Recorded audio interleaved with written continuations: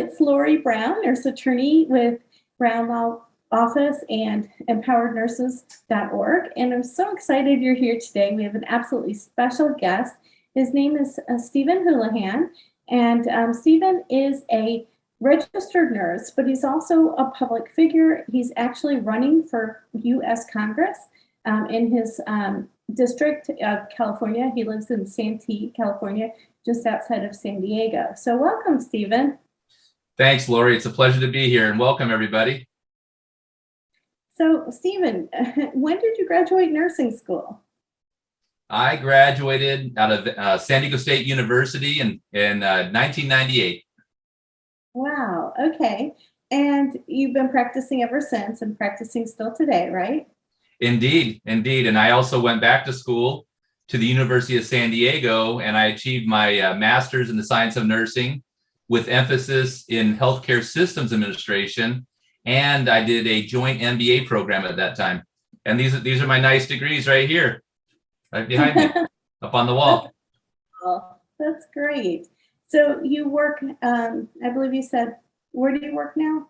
I work for Sharp Healthcare in San Diego. Okay, and you're in informatics, right?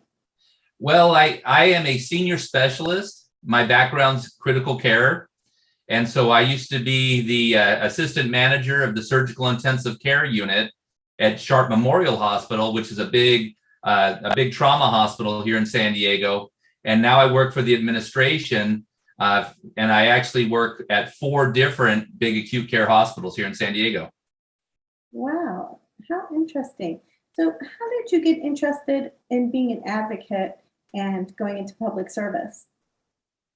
Well, all nurses are advocates, and nursing itself is public service. So I just want to thank all the nurses out there, because there's a lot of nurses probably going to be watching this. And so, when you're a nurse, you're an advocate for your patients. You're an advocate for the healthcare system, and nurses have to be an advocate for themselves. And so that really started things off for me. And then when I got my master's in nursing, and I took classes in political studies with emphasis in nursing. And so that kind of gave me some of the background I needed. But I actually got involved in becoming an activist when there was an attempt to put a power plant in one of the parks, Mission Trails Regional Park, within 1 mile of my home.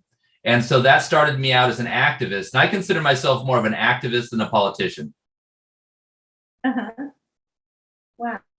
And so, they wanted to put a power plant in Mission Trails Park, right?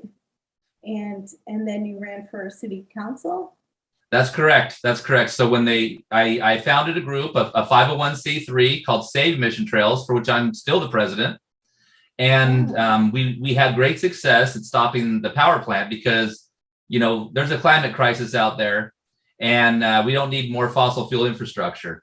However, what happened was I was able to create a reputation of being an advocate for the community. And so people started asking me to help them with all these various issues. And that's what led me to starting to attend the city council meetings here in Santee. And I found that the city council just wasn't really representing the people. And so after attending meetings and seeing how things were run, I told them that I was going to run. And lo and behold, I successfully did run, and I successfully did become a city council member for the city of Santee in 2016. And I served as the vice mayor of Santee in 2019. Wow. And so what prompted you to run for Congress now? Well, I ran for mayor after I was on the city council, and I narrowly lost becoming the mayor. But I was working full time, and I never took money from developers and from all the powers that be. It's always been a grassroots thing with me. My campaigns have always been grassroots, small donations, etc. And after having run for mayor, things started to go really interesting in our society, and the events of January 6th transpired, and I couldn't believe it. And I knew that someone needed to stand up in my community, and my local, or my congressman doesn't even live in my district, and his name's Daryl Isa, and he is one of the worst of all of the congresspersons in the whole nation. And so I decided that I was going to stand up and take on this David versus Goliath battle and try to unseat Daryl Isa from Congress. How could he be elected if he's not a resident? It's really interesting. You don't have to be a resident within the congressional district that you represent.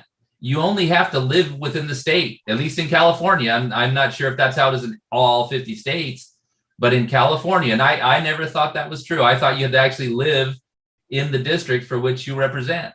And I believe it's not uncommon for people like this who are very, very wealthy to go into an area that might not be quite as wealthy and become the congressman because they have deep pockets. Wow, that's so interesting. I didn't know that either. It probably shouldn't be that way, Yeah. but it unfortunately it is. And I'm learning a whole lot about things every day.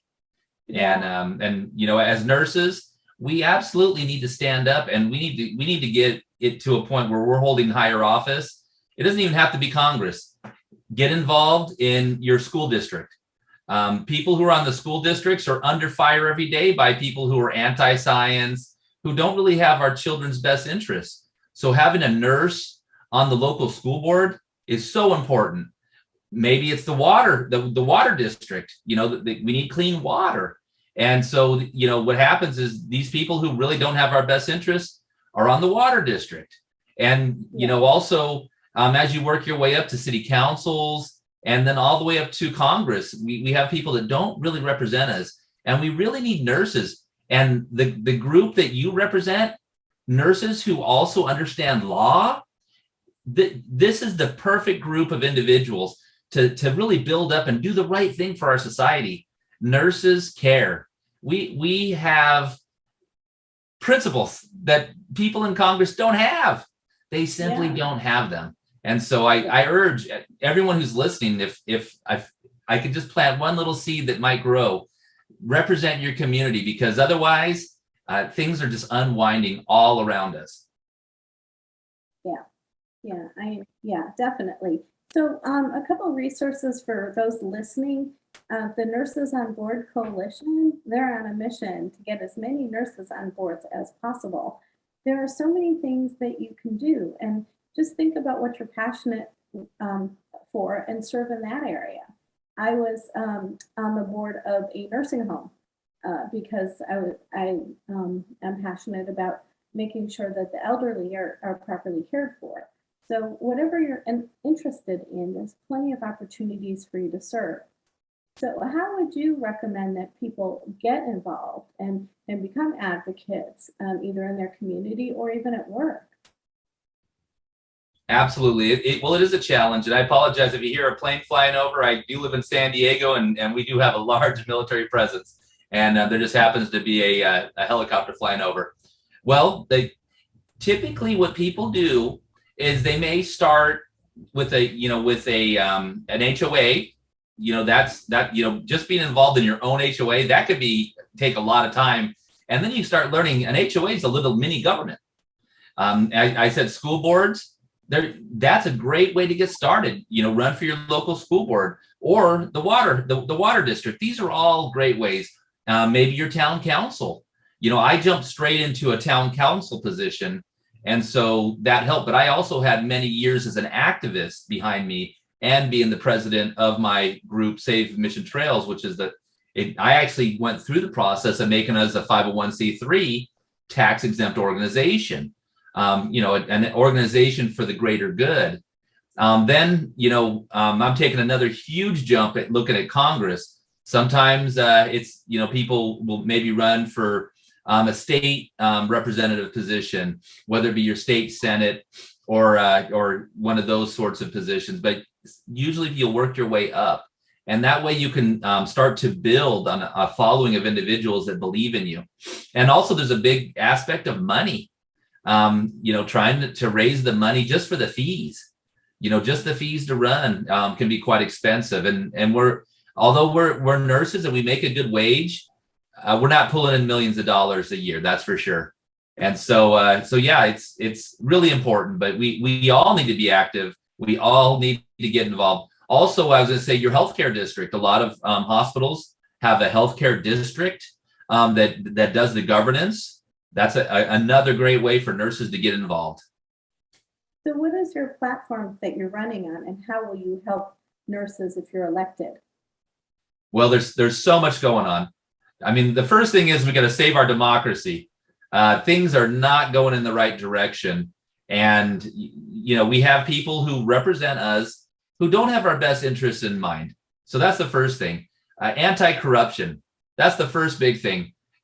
There is so much corruption out there, and there is so much going on that we don't know about. And that's where all that money goes back and forth.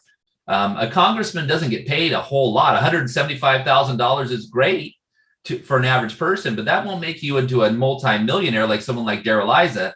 How did this guy become, almost a billionaire? Well, that's because of corruption. I hate to say it, but it's true. And so what happens is they are funded by people who don't have our best interests in mind. The NRA. My background is surgical intensive care and critical care. I have seen countless individuals shot and killed or shot and recovered in the ICU. We need reasonable gun regulations. We don't need a 21-year-old kid going to the 4th of July parade and murdering individuals and leaving a 2-year-old baby an orphan. This is ridiculous. So violence and gun violence is something we need as nurses. We need to be out there and advocating for our patients. You can't just wait till they're shot and go take care of them in the hospital. So that's a huge one. We don't need the weapons of war in our streets in peacetime. So I would say, these are big things. Roe versus Wade. For 50 years, we've had the right to privacy. And again, Roe v. Wade is about privacy. It's about a woman's right to privacy to make the decision of what she wants to do in a private manner without the government intervening. That is gone. And we need to get angry. We need to get out there. And it's not just about, going out and marching. I was at the Women's March in downtown San Diego a couple weeks ago, and it was great. And there's that camaraderie. But where does it go? Where does it go? What we need to do is we need to get people like Darrell Issa out, because he's one of these people who he's for that. He wants to take away your right to privacy. Next, it'll be marriage equality. They're already seeing that they're in the next session of the Supreme Court at getting rid of marriage equality and even contraception. I mean, so, they're taking us back from 2022 to 1922. And the only way that we're going to be able to deal with this is we have to take Congress back. And we need, especially women power, especially nurses, because we know. What about someone who's on methotrexate? A woman who's on methotrexate isn't allowed to have her meds now for rheumatoid arthritis because methotrexate can induce an abortion. This is wrong. This is wrong. So women are being suspended from taking the medications they need. Women who are having issues where you have abrupto, where the placenta is torn from the uterus, we're not able to treat them properly. And so now, your life can actually be at risk. And so as nurses, we have to understand this. And it's not only about those medical situations, it's about your right to make a choice for yourself. So, I would say corruption, violence in general, and, our right to privacy in Roe v. Wade, we need to go on, take Congress back, and then we need to help the president or help prod the president to entice the Supreme Court not to make these bad decisions. And it may take it. We might have to add new Supreme Court justices. These justices who we have are going to be in the Supreme Court for 20 or 30 years. This isn't going to change tomorrow or in, maybe not for multiple presidencies. And so, this is major. This is major. And this is why I'm very, very engaged. And and of course, the climate crisis. It's so important, the Supreme Court, yet now they've decrease the president's ability through the EPA to limit fossil fuel emissions. Those fossil fuel emissions lead to breathing issues that land people in the hospital that we care for. Also, heat, extreme heat and flooding happens because of the climate crisis. There's so much going on, and we need to get control of the climate crisis. And again, it has to happen at the congressional level. We need to take Congress back. And with this filibuster issue too, the Senate is completely paralyzed. They do nothing. And that's not the way it's supposed to be. And so we need an army of nurses. And get behind me, I'll go do it. And I'll help anybody I can to do the same. But we need to take it back. Yeah. So what would you do for, we're lucky in California because we have mandatory minimum staffing, but we're the only state. And, they are hurting in all those other states, and nurses are being asked to work ungodly amounts of hours and overtime and no days off, nothing, because there is nobody. So absolutely. I was a travel RN. I worked in California, in Sacramento and Orange County, but I also worked in Denver. And I also worked up in Alaska. I worked in the Arctic. And we didn't have those wonderful patient ratios. And when you work in an ICU, having 2 patients is a lot of work. And often when I was in different states, I often received at least 3 patients in an ICU setting, and they always found ways around it. And so, things like staffing ratios, those, just like Roe v. Wade, those should be enshrined at a federal level so that all nurses are protected. And the same thing with things like mandatory overtime. It's like we have been the backbones of society. We have been the soul of society. And yet at first, we might have everyone said we were heroes. Now, when you take care of patients, often it can be violent. There's violence in the hospital. We need to be protected. Absolutely. So nursing ratios should be across the board. What happened was other states decided to enact like California's laws, but then they can go back on them when they need to. Yeah. And so, absolutely. There's so much that we need to do and it protects us as nurses, but it protects our patients as well. So any other advice for nurses to become advocates in their workplace or in their communities? Well, the biggest thing you can do is get involved, and whether it's you personally trying to become a candidate like I've done, or you could really speak with your dollars and you could support those that are willing to do so. And so, those are kind of the 2 ways to do it. And so it's, work your way up, learn, attend a city council meeting, go to a water district meeting, go to your local school board, just help them. When there's shenanigans, it's because the very vocal minority go and then they cause a lot of problems, whether it's telling children they can't wear a mask. My son's 12. The kids don't have that big of a problem with wearing masks. They're very compliant. And yet, so many parents are saying, oh, let them breathe. It's a lot of the parents that are trying to indoctrinate their children to these anti-scientific ideals. And so just by being there to support your local school board, to support the water district, like I went to a meeting a few months ago where they were going to shut off water to people. Water is a human right. And it gets hot here in San Diego and in the East County where I live. So you should be shutting off people's water. And the thing is they didn't need to do it. So I knew that the governor and the state of California would make the water district whole if someone couldn't pay their water bill. And they can't wash their hands or go to the bathroom properly. Where does it end when you try to do this to people?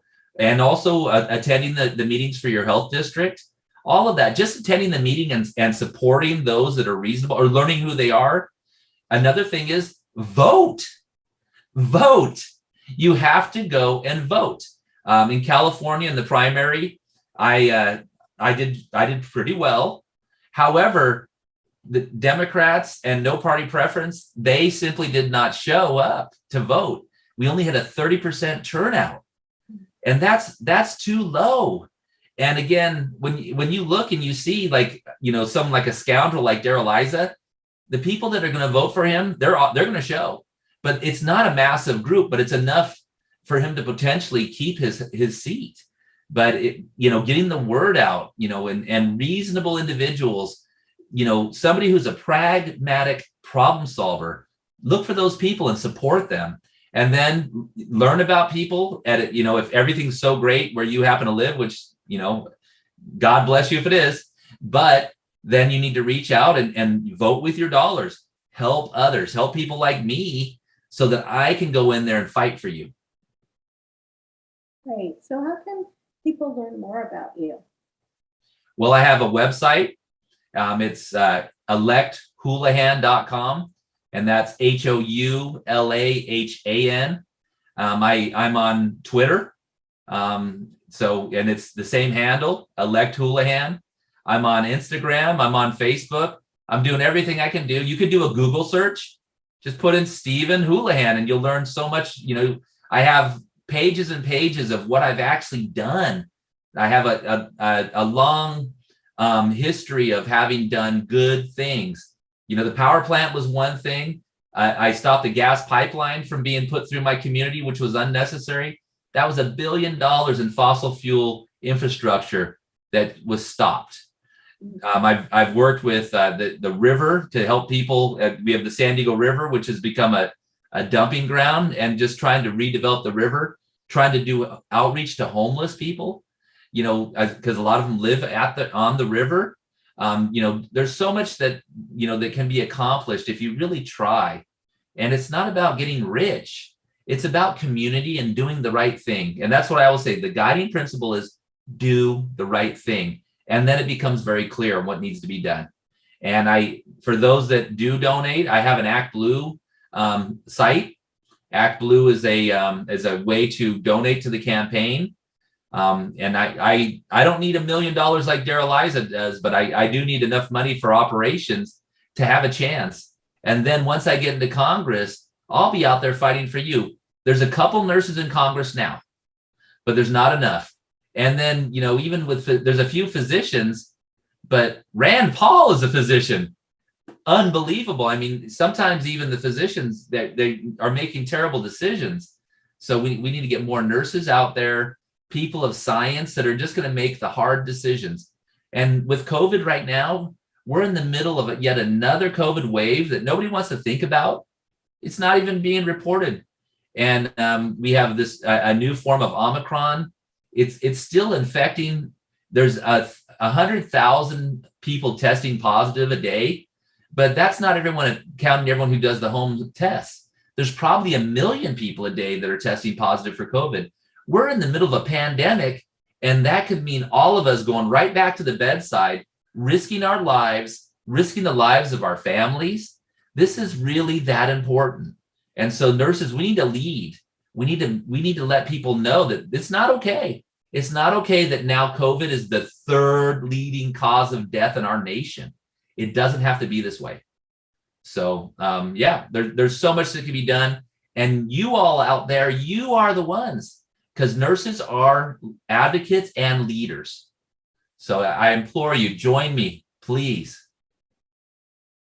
And I would just like to comment personally, take a stand, make an opinion, whatever it is. I don't agree with everything Mr. Houlahan said, but he is very passionate and very firm in his opinion.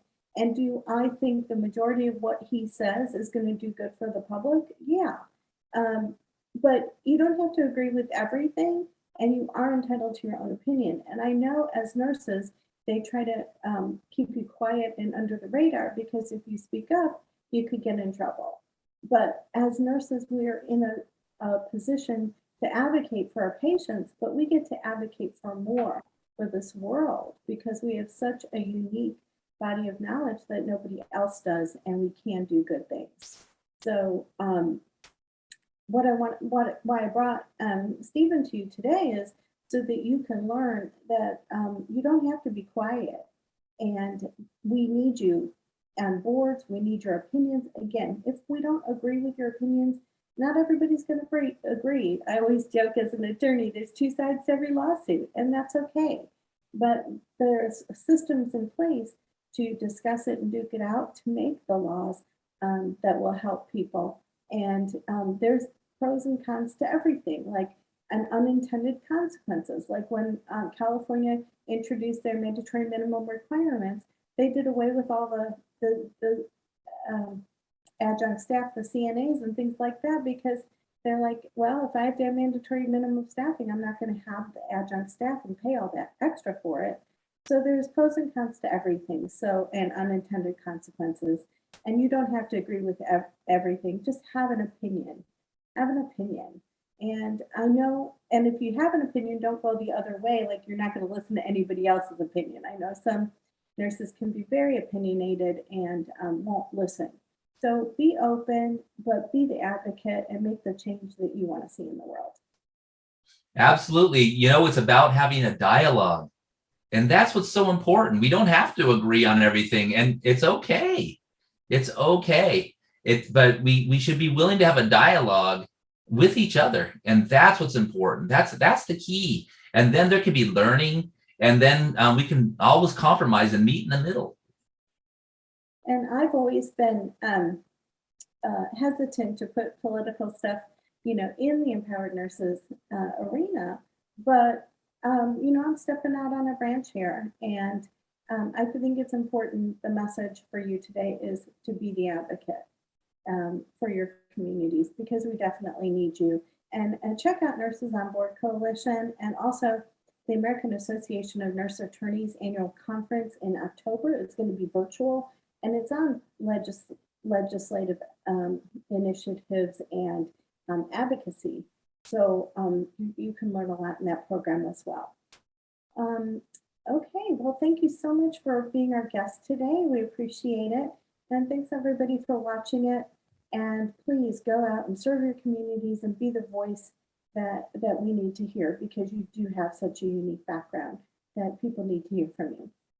Thank you. Absolutely. Thanks for the opportunity. I appreciate it. All right, Lorie, thank you very much. Bye.